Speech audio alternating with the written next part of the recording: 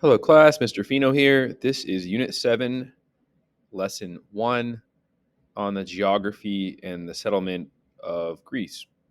So here we see some of the hills of Greece, some of the mountains in the distance, and these are two characteristics of the geography in Greece.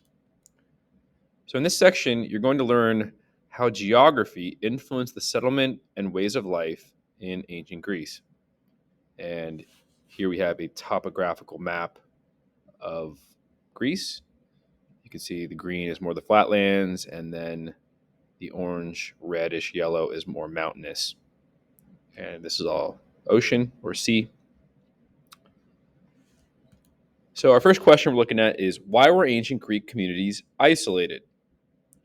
So the reason they were isolated or all kind of on their own is mountains and seas made it difficult to travel between communities. So if we're looking at this image right here, very beautiful, obviously, but you can see those mountains right there make it difficult to get past that, right? So if someone lived on the coast here in this community, they wouldn't be able to communicate with people on the other side.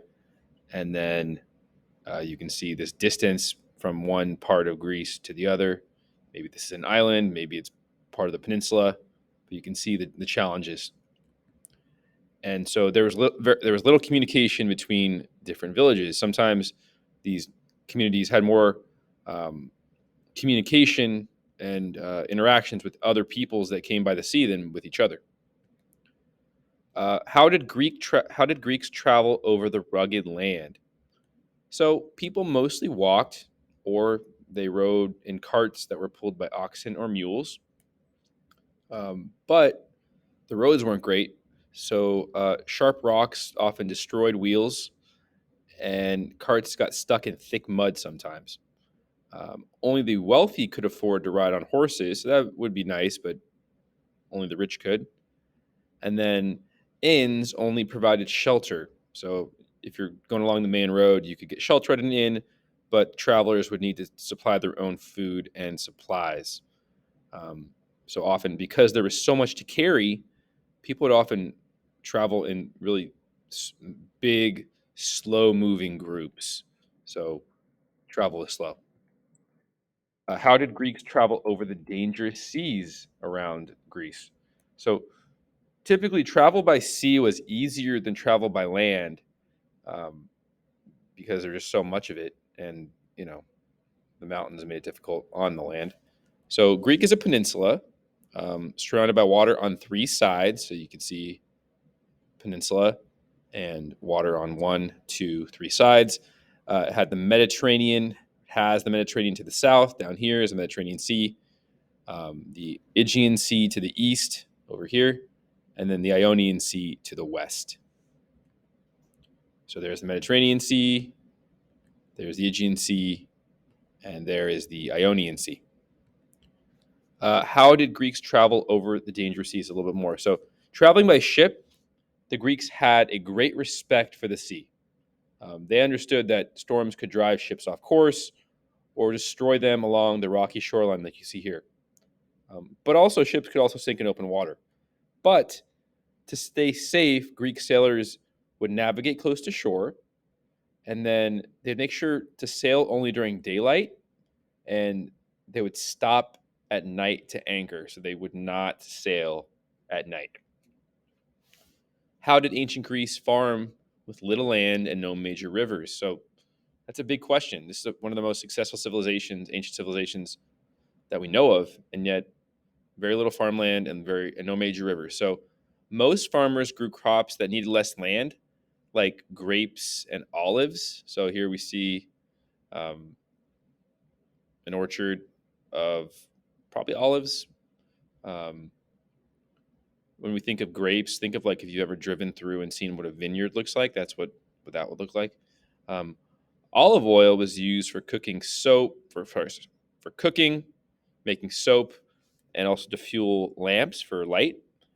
And then farmers would also grow food for their families with small vegetable gardens and on hillside orchards and of fruit and nut trees, like you see in this picture on the top. And also, some families kept bees for honey. How did ancient Greece, so same question here, cattle need a wide area of flat grazing land? And that wasn't the case in Greece, right? It was mostly hills and mountains. So the Greeks instead kept sheep and goats. So again, did not keep cattle. Instead, they kept sheep and goats on their hillsides, sheep providing wool for clothing, and goats providing milk and cheese. And other families might have kept pigs and chickens for food and mostly food, I guess, maybe eggs too.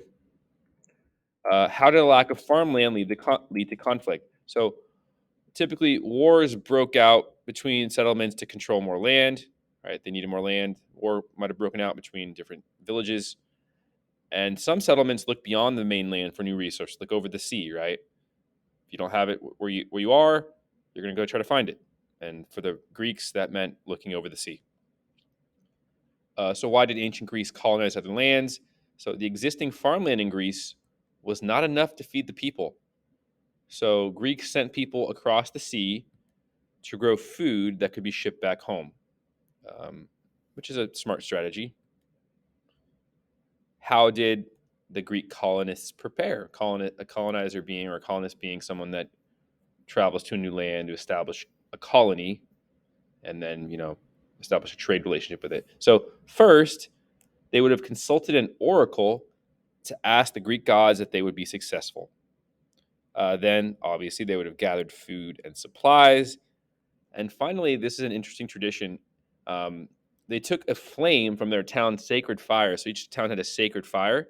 They would have taken a torch, lit it, and then brought that flame to their new colony to start their own new sacred fire, which is pretty cool.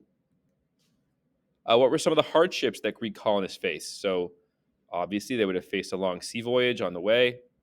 They had to find an ideal location with good farmland. That's the whole point, right? They didn't have farmland at home, so they would have found how to find farmland abroad, and also a natural harbor.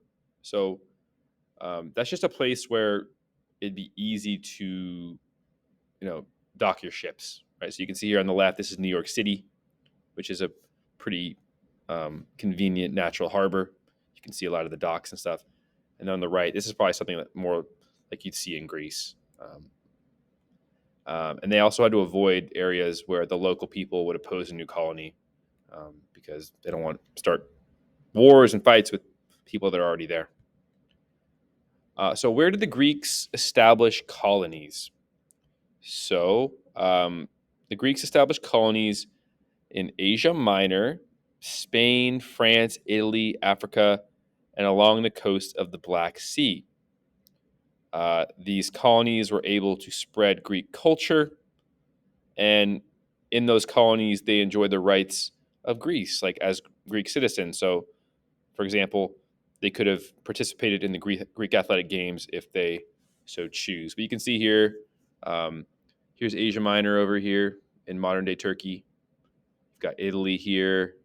This is France here. Spain's over here. Um, this is North Africa along here, and then the Black Sea here. So you can see all the places that they colonized is the orange, and then you can see the different um, items they traded. Once they got there, they would have sent them back to the mainland. How did the Greeks trade with other mainland communities? So some communities depended on trade to get food and supplies. If they didn't trade, they wouldn't get what they needed.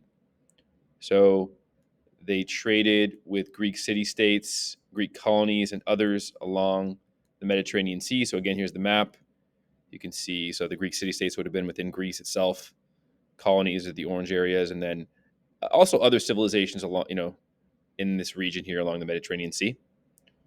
And they would exchange, their olive oil and pottery that they made for grain, for timber to build stuff, and for metal. How did merchants deliver trade items? So merchants carried the goods on ships made of wood with long rectangular cloth sails, something like this. Um, so the ships were built for space, not speed. So again, this this idea of something slow, but they wanted maximum space so they could make the most. They could trade the most goods, they could make the most money, they could bring the most goods back to Greece. So because of that, ships only traveled about 3 to 5 miles per hour, and a one-way trip could take up to 2 months, so it would take forever. The Greeks used the stars to navigate their ships. So here's a cool diagram that shows how they might have done that. The stars told sailors their location, but not necessarily the dangers they might meet along the way, which is important. And then back then, there were no lighthouses to warn sailors on the dangerous coastlines. So here, this image is nice here because you can see kind of in the dark the purpose of a lighthouse is for ships coming in, to give them something to go off of when they're coming in. So the Greeks didn't have that. So in this lesson, you learned how geography influenced the settlement and ways of life in ancient Greece. All right, thank you.